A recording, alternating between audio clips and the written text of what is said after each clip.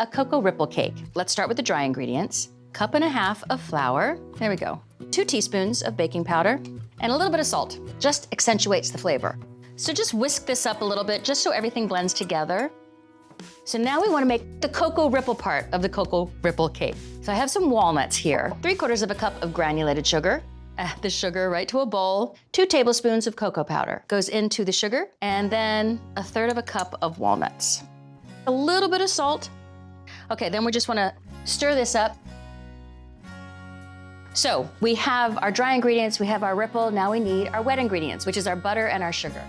I've got some butter here that's coming to room temperature, and I got some sugar. It's not a super sweet cake, which I really love. I think my mom didn't like super sweet desserts as well. Let's get to creaming it. And it's really important to have your butter room temperature. It creams and melts into the sugar a lot easier. All right, now time for our eggs and our vanilla. So we'll start with the vanilla, 2 teaspoons. You can eyeball it. And then 2 eggs. And you can really throw these eggs in together. Some cakes are a little bit more precious, you wanna be careful, but you don't have to with this cake. Just get it all in and mix it together. All right, looks like it's ready for our dry ingredients and our milk. And then we just put the flour in, half the milk, a little bit more flour, the rest of the milk, and then the rest with flour. The reason we do this is so we don't overmix the batter, which then could make the cake tough. Now I'm gonna grab my milk, half of it in, more flour, rest of the milk. The rest of the flour goes right in. Just wanna get most of the chunks out. Now I'm gonna clean off the whisks by just slowly pulling them out. Fairly clean whisks, it's a good little trick. So now I can assemble the bundt cake. So we're gonna first start by getting a little batter in here and give the ripple some place to sit.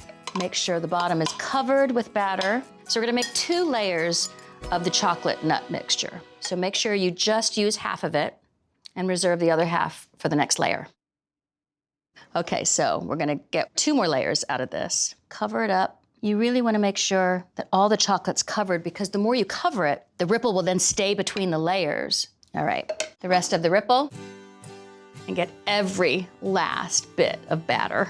So I'm just trying to cover up as much of the chocolate as possible, but it is gonna peek through when you bake it. That's okay, it's gonna be delicious. This goes into a 350-degree oven for 30 minutes. It is definitely cool enough for me to invert. So let's grab our cake plate, get it on top, and invert it. Yes, it popped right out. Oh, look how pretty! But we have to cut it so we can see what the ripples look like, right? Oh, yeah. It smells chocolatey, and you could smell the nuts. They've cooked perfectly in there. Just a little bit of powdered sugar right on top. I'm gonna need a cup of coffee to go with this. I just know it. I want you to look at that luscious chocolate. Can you see it glistening?